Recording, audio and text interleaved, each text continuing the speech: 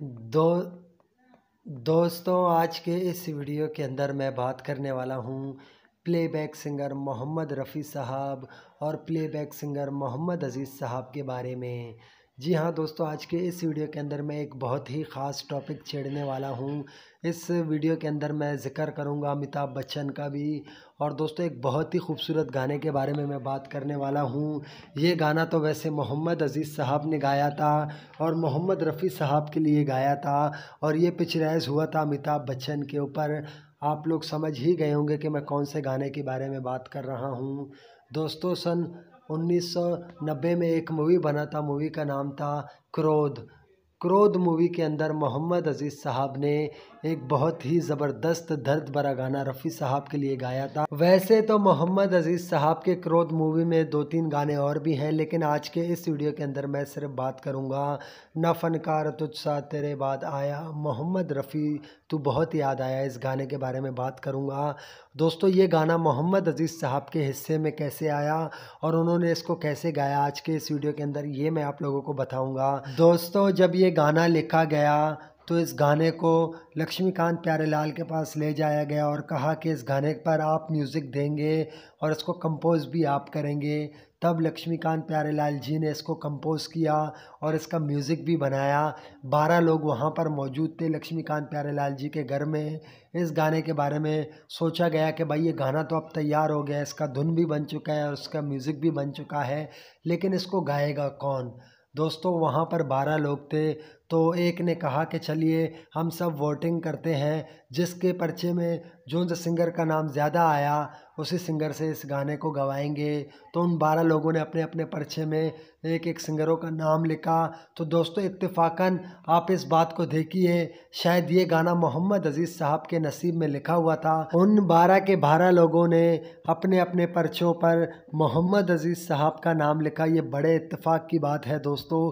किसी ने मुन्ना लिखा, किसी ने मोहम्मद अज़ीज़ लिखा, क्योंकि अज़ीज़ साहब को मुन्ना के नाम से भी पुकारते थे प्यार से लोग। तो 12 के 12 पर्चों में अज़ीज़ साहब का नाम आया, और जब 12 पर्चों को खोला गया तो सब एक दूसरे के चेहरे को देखकर हैरान हो गए, ये क्या हुआ, 12 के 12 पर्चों में अज़ीज़ साहब का नाम। तो लक्ष्मीकांत प्यारेलाल जी ने अज़ीज़ साहब को कॉल करके बताया कि मुन्ना, आज मैंने तुम्हारे लिए एक बहुत अच्छा गाना सोचा है और ये गाना तुम्हारे ज़िंदगी के लिए बहुत ही खूबसूरत होगा, और ये मेरे तरफ से तुम्हारे लिए तोहफ़ा है। लक्ष्मीकांत प्यारेलाल जी ने अज़ीज़ साहब को ये कहा, और ये भी कहा कि इस गाने की रिकॉर्डिंग जो है वो कल की जाएगी, तो तुम कल जो है रिकॉर्डिंग के लिए स्टूडियो पहुंच जाना।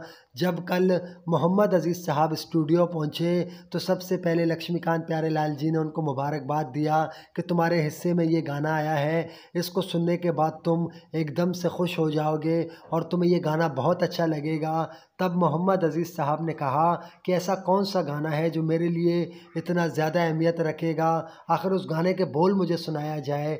तब लक्ष्मीकांत प्यारेलाल जी ने वो पर्चा अज़ीज़ साहब के हाथ में दिया और कहा, इस गाने को याद करो, ये गाना अभी तुम्हें रिकॉर्डिंग करना है। और मोहम्मद अज़ीज़ साहब ने जब उस गाने को पढ़ा तो मोहम्मद अज़ीज़ साहब की आंखों से आंसू बहने लग गए दोस्तों। और फिर लक्ष्मीकांत प्यारेलाल जी ने मोहम्मद अज़ीज़ साहब को रिहर्सल करवाया, और रात को 2:30 बजे तक इसका रिकॉर्डिंग चला, और रात को 2:30 बजे ये ओके हो गया, बिल्कुल रिकॉर्ड हो गया। वैसे तो हमेशा म्यूज़िशियन जो है अपना म्यूज़िक बजा के पैसा लेके चले जाते हैं, लेकिन इस रात को कोई भी अपने घर नहीं गया। जब तक ये गाना चल रहा था स्टूडियो में, सभी म्यूज़िशियन और जितने लोग वहाँ पर थे मोहम्मद अज़ीज़ साहब के साथ साथ सभी रोने लग गए दोस्तों। इतना रो रहे थे, मैं आप लोगों को क्या बताऊँ, क्योंकि ये गाना है ही ऐसा। और मोहम्मद अज़ीज़ साहब ने अपने बहुत ही दर्द भरे आवाज़ में इस गाने को गाया था। म्यूज़िशियन बहुत देर तक वहाँ पर रहे और इस गाने को सुनकर बहुत रोते रहे। लक्ष्मीकांत प्यारेलाल जी भी रो रहे थे, मोहम्मद अज़ीज़ साहब भी रो रहे थे, और जिन लोगों ने इस गाने को लिखा था वो शायर भी रो रहे थे। दोस्तों, ये गाना इतना ज़बरदस्त है, आप लोगों ने सुना ही होगा। मोहम्मद अज़ीज़ साहब ने अपने बहुत ही दर्द भरे आवाज़ में इस गाने को गाया था दोस्तों। उसके बाद इस गाने को जब फिल्म में पिक्चराइज़ किया गया तो इसको अमिताभ बच्चन के ऊपर पिक्चराइज़ किया। और दोस्तों, अभी असली किस्सा शुरू होने वाला है जो मैं आप लोगों के साथ बयान करना चाहता हूँ, जिसकी वजह से मैं ये वीडियो बना रहा हूँ।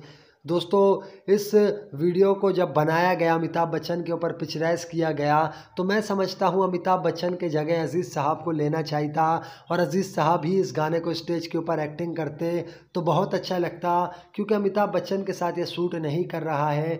और दोस्तों सबसे बड़ी बात ये है, जब मोहम्मद अजीज़ साहब ने इस गाने को गाया तो इसका एक पैसा भी नहीं लिया, इसका कोई फीस नहीं लिया।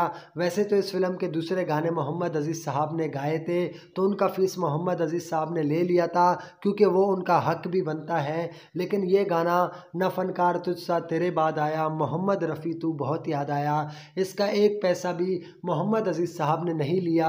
और दोस्तों अमिताभ बच्चन जो आके बोल बचन करते हैं स्टेज के ऊपर, रफ़ी साहब के शान में बहुत सारे बातें करते हैं, वो सारे बातें अमिताभ बच्चन ने पैसा ले के बोला है। वैसे तो वो रफ़ी साहब के लिए कुछ बोलना नहीं चाहते। दोस्तों ये बिकाऊ लोग हैं, ऐसे लोग अपने ईमान को भी बेच देते हैं। और रफ़ी साहब के लिए जो गाना अजीज़ साहब ने गाया, अजीज़ साहब ने 1 रुपया नहीं लिया, वहाँ पर लाखों रुपए चार्ज किए होंगे अमिताभ बच्चन ने स्टेज के ऊपर आकर इस पर एक्टिंग करने के लिए। तो मेरे ख्याल से इस गाने को अजीज़ साहब के ऊपर ही पिक्चराइज करना था। मैं बहुत दुखी हूँ इस बात से, आखिर ये गाना मोहम्मद अजीज़ साहब के ऊपर पिक्चराइज क्यों नहीं हुआ। दोस्तों मैं समझता हूँ अगर ये गाना मोहम्मद अजीज़ साहब के ऊपर पिक्चराइज होता, अमिताभ बच्चन से 1000 गुना अच्छे अजीज़ साहब एक्टिंग करते। और अजीज़ साहब का तो क्या कहना दोस्तों, जब उनकी आवाज़ में इतना दम है, इतना दर्द है, तो उनके एक्टिंग में कितना दम होगा। दोस्तों ये दुख मुझे हमेशा रहेगा कि बॉलीवुड वालों ने अजीज़ साहब के साथ ये नाइंसाफ़ी किया, जो हक अजीज़ साहब का था वो उनको नहीं मिला।